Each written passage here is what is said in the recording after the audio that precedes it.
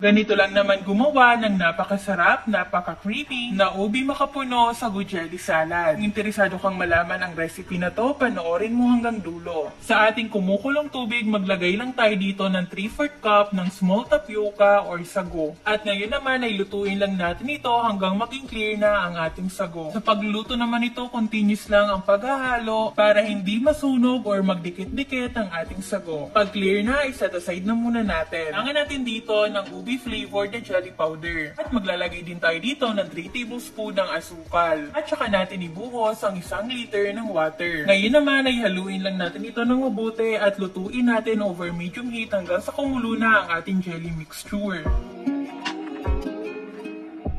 At kapag nga nakulo na ito ay i-transfer na natin dito sa ating molder.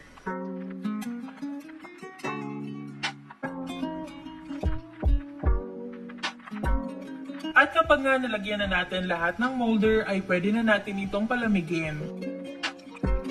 At kapag naman nag-set na ang ating jelly, ay i-cut lang natin ito into cubes. Napakasarap nga ng recipe natin. At kapag nga ito ang ginawa mo sa kahit anong okasyon sa inyo, ay talagang mauugusto. At ang mga ganitong recipe din talaga ay pwede natin pagkakitaan. Lalo't lalo na at malapit na naman ang Pasko. At after natin makat ang ating mga jelly, ay i-transfer na natin ito dito sa ating mas malaking lalagyan. At sa pagkakataong ito, ay i-combine na natin lahat ng ingredients. Lagay ko na dito ang ating jelly at sunod naman natin ang ating sago. Lalagay din tayo dito ng 1 1/2 cup na shredded makapuno. Ito yung nabibili lang sa mga grocery store. At para naman mas creamy talaga, gagamit tayo dito ng 370 ml ng all-purpose cream. Maglalagay din tayo dito ng 150 grams ng ube condensed milk. At ngayon naman ay halu-haluin lang natin ito ng maigi hanggang mag-combine na lahat ng ingredients na linagay natin. At para naman pala sa list ng mga ingredients, ilalagay ko na lang din sa comment section.